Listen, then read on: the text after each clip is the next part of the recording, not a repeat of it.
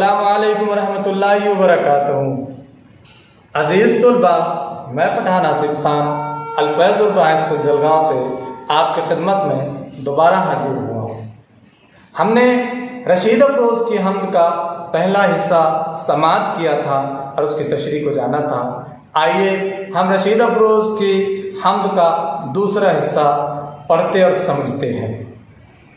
صبح صادق کی سفیدی تیری عظمت کا نشان، صبح صادق کی سفیدی تیری عظمت کا نشان، سجدہ کرتا ہے جسے شب کا اندھیرا تو ہے۔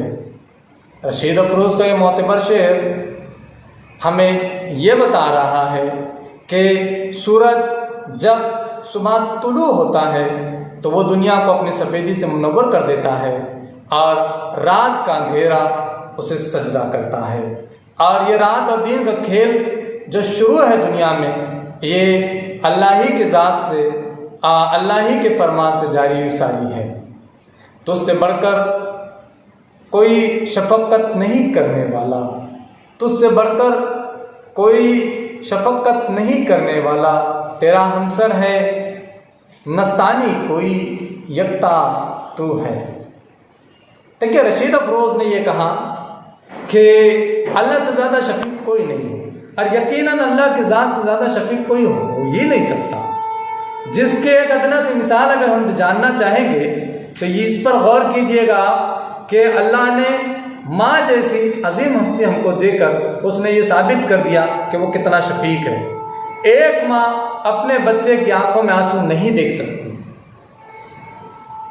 اگر وہ ماں یہ سمجھتی اور دیکھتی ہیں کہ اس کے بچے کو بخار آیا ہے تو وہ کئی راتیں رت جگہ کر کے صبح صادق تک جاگتی ہے اور اپنے بچے کا خیال رکھتی ہے۔ ایک ماں اگر اس کے بچے کو روتا دیکھے تو خود بھی رونے لگتی ہے۔ یہ ماں کی صفات اللہ نے رکھا ہے، تو آپ جانیے اس بات سے کہ اللہ کتنا رحیم و کریم ہے۔ دوسری بات کہ رشید افروز دوسرے مصرعے میں کہہ رہے ہیں تیرا ہمسر کوئی نہیں، تیرا ثانی کوئی نہیں، تو اکیلا ہے، اور یقیناً اللہ کی ذات اکیلی ہے۔ اللہ نے قرآن کریم میں ہم کو بتا دیا کہ قل هو اللہ احد اللہ الصمد لم یلد ولم یولد ولم یکن لہ کفوا احد۔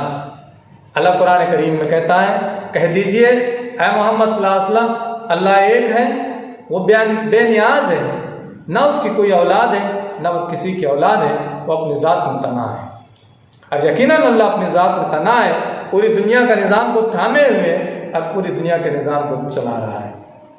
اگلے شعر میں رشید افروز کہہ رہے ہیں تو جسے چاہے تخت دے تاراج کرے، تو جسے چاہے تخت دے تاراج کرے، ملک تیرا ہے حکومت تیری آقا تو ہے۔ اللہ رب العزت کے علاوہ عزت و ذلت دیتا بھی کون ہے؟ یہ حکومتیں کون دیتا ہے؟ یہ برباد کون کر دیتا ہے؟ اسی کی تو ذات ہے جو ساری دنیا کے نظام کو چلا رہی ہے۔ وہ بہتر جانتا ہے کس کو کرسی پر بیٹھانا ہے، کسی کو کرسی سے اتارنا ہے، کسی کو تخت و تاج دینے ہیں، کسی کو برباد کر دینے ہیں۔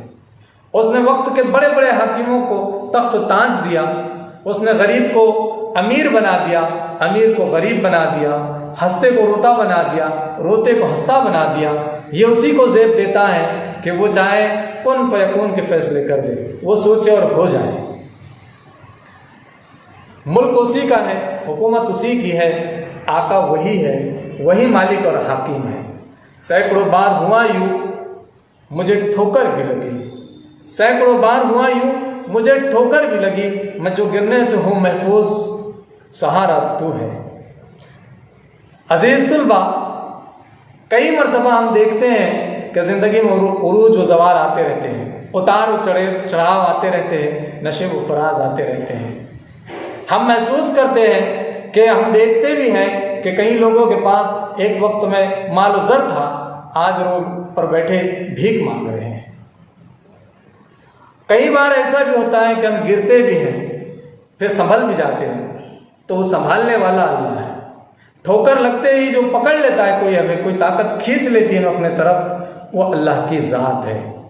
جب مدد کے لیے موجود کہیں کوئی نہ تھا، جب مدد کے لیے موجود کہیں کوئی نہ تھا، دل نے امید جگائی، میرے مولا تو ہے۔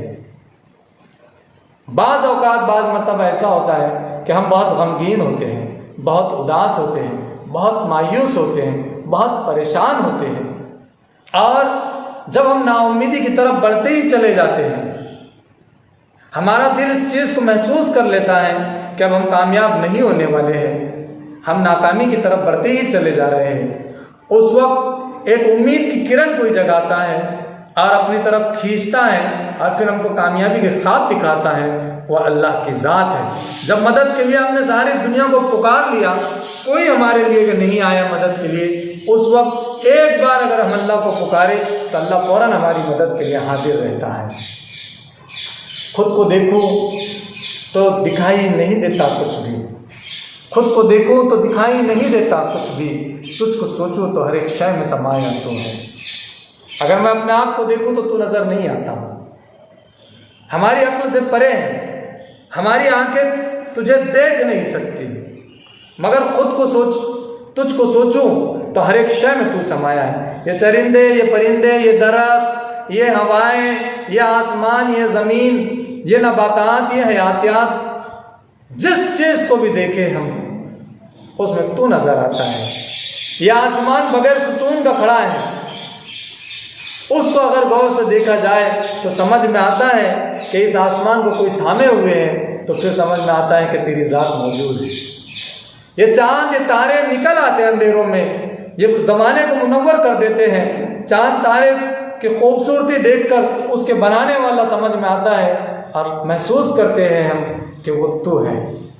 عزیز طلبہ، رشید افروز نے اللہ کی تعریف و توصیف کو اپنے حمد میں قید کیا تھا۔ یہ رشید افروز کے خیالات تھے اور اللہ کی حمد و ثنا کو انہوں نے بیان کیا ہے۔ اللہ حافظ۔